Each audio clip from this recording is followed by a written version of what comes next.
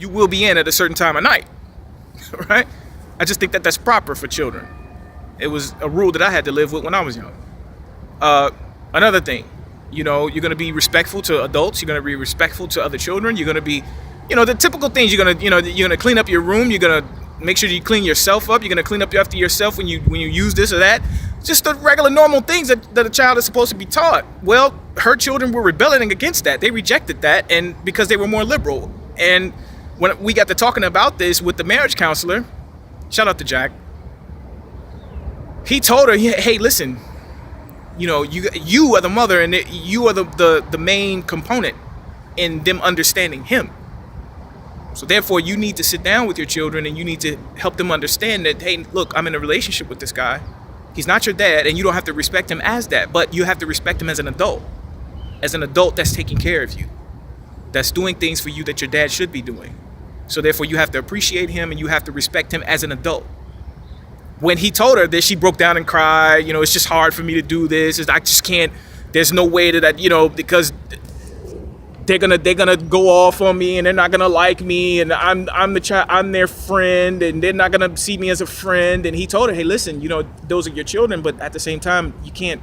Your children are not your friend. They're your children, and you can't be just a friend to your children. You have to be a parent. You have to be the disciplinarian. You have to be the guidance in the direction that they need, or else these children are going to end up in situations out there in the world when you're not around that is going to be disadvantageous to them and their future. You have to do this. Well, she wasn't in agreement with that, and after that first session, she shut it down, and she said, I don't want to go anymore. She refused to go back to premarital counseling. And I was into that. I tried to talk her back into it, but she didn't want to do it. And I'm not the type of person that's going to force somebody to make a decision that they don't want to do. She was adamant about it. I said, okay, cool, fine.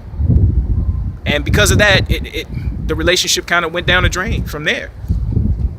She didn't want to hear nobody else's perspective unless it came from her family. And there were problems in her family too that I won't get into either. But so things didn't really work out, and we broke up and got back together, broke up and got back together, broke up and got back together, and each time it just got worse and worse.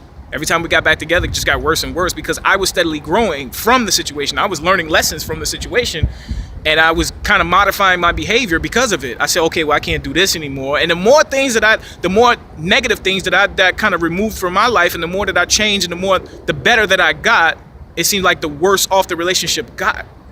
Which, if that makes any sense, the better off I got, the worse the relationship got. And that was mainly because the other party in the relationship wasn't getting any better. She wasn't seeing these lessons. She wasn't seeing her part that she played in it. She wasn't taking accountability for it. She was seeing it like it was all my fault, and she was making it known that it was all my fault. She had no problem condemning me for the things that I did wrong in the relationship and not accepting responsibility for the things that she did wrong in the relationship or her children.